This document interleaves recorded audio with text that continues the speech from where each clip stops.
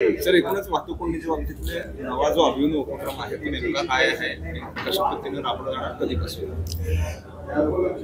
Pune police कमिशनरेटच्या हद्दीमध्ये साधारण 2200 किलोमीटरचे रस्ते आहेत आणि आमचे 1000 पोलीस आणि महानगरपालिकेची यंत्रणा या सगळ्या रस्त्यांवरती ट्रॅफिक मॅनेजमेंटमध्ये असते.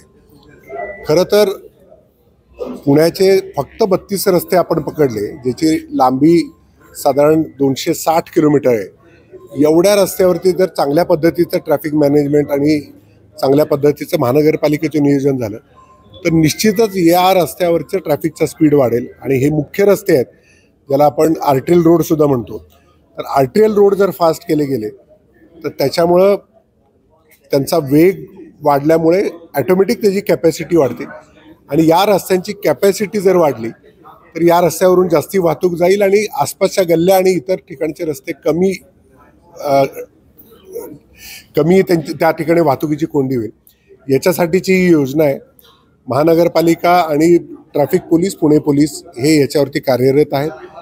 या रस्त्याला आता सर्वप्रथम आम्ही प्राथमिकता जास्ती देणार आहे, त्याच्यावरती जास्ती कारवाई करणार आहे.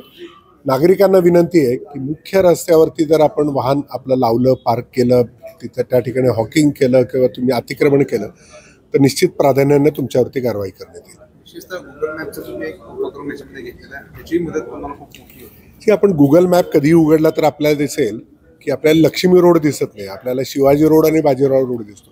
याला कारणच हे आहे की हे रस्ते मुख्य रस्ते आहेत. लक्ष्मी रोड जरी पुण्याच्या दृष्टीने महत्त्वाचा रस्ता असला तर वाहतुकीच्या दृष्टीने तो महत्त्वाचा रस्ता नाही आहे. त्यामुळं बाजीराव रोड आणि शिवाजी रोड याच्यावरती जर जास्ती वाहतुकीचं नियोजन केलं तर त्याचा निश्चित फायदा शहरासाठी होणार आहे.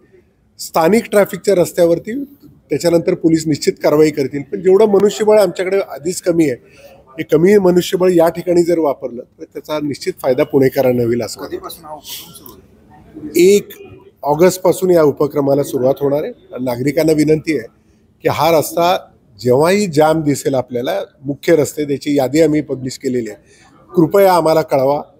आम्ही या ठिकाणी अतिशय प्राथमिकतेनं या रस्त्यावरती ट्रॅफिक मॅनेजमेंटला लक्ष देतोय.